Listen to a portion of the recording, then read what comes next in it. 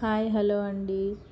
Veg pulao ఎలా చేయాలో చూద్దాము. వీకెండ్లోనైనా స్పెషల్ డేస్లో అయినా ఇంట్లో అందరూ ఇష్టపడి తినేది, చాలా టేస్టీగా వస్తుంది. నేను ముందుగా ఒక గ్లాసు సన్న బియ్యం తీసుకొని ఒక 2 సార్లు కడిగి అరగంట నానబెట్టుకొని పక్కన పెట్టుకోవాలి.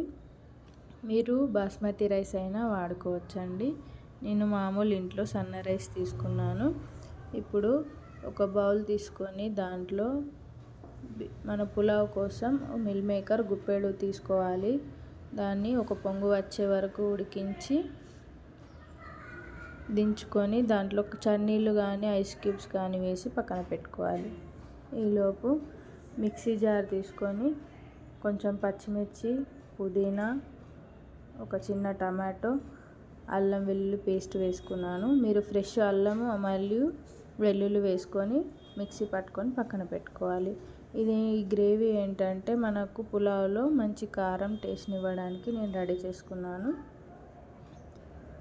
ఇప్పుడు మనకు మిల్ మేకర్ చల్లబడ్డాయి. మిల్ మేకర్ నుండి వాటర్ పిసుకొని పక్కన పెట్టుకోవాలి.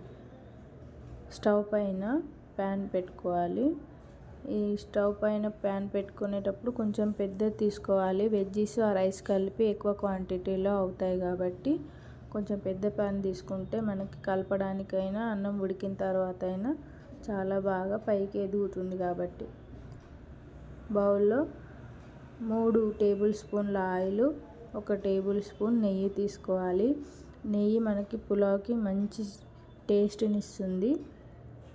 పిల్లలు ఇష్టంగా తింటారు.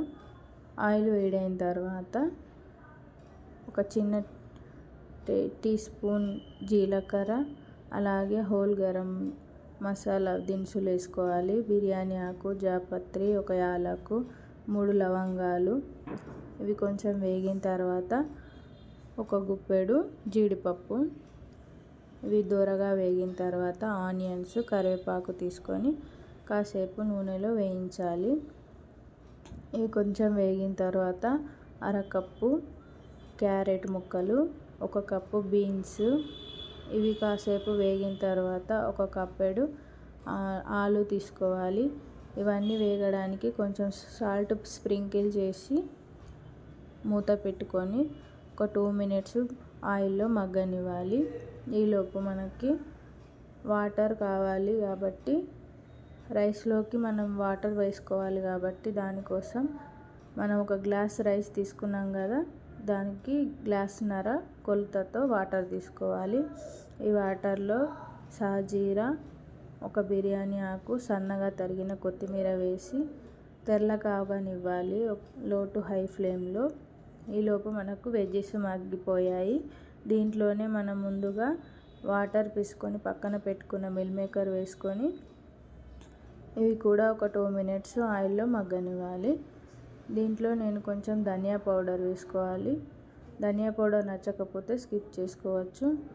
అలాగే ముందుగా మిక్సీ చేసి పెట్టుకున్న గ్రేవీని వేసి పచ్చివాసన పోయే వరకు ఆయిల్లో బాగా ఫ్రై చేసుకోవాలి. అంటే వెజిటేబుల్స్కి కూడా ఈ కారం మంచిగా పట్టనివ్వాలి. మనకి చాలా టేస్ట్ వస్తుంది తినేటప్పుడు.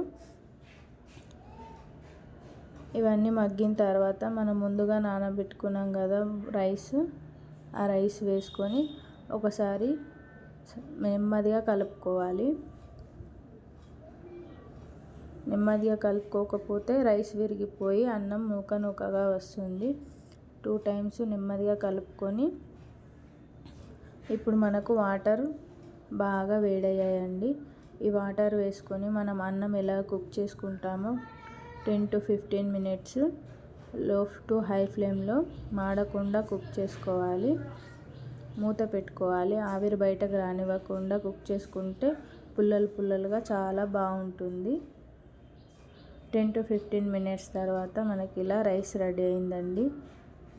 స్టవ్ పై నుండి దించిన తర్వాత ఒక 10 మినిట్స్ ఆగి సర్వ్ చేసుకుంటే టేస్టీ అయిన pulao ready. Thanks for watching my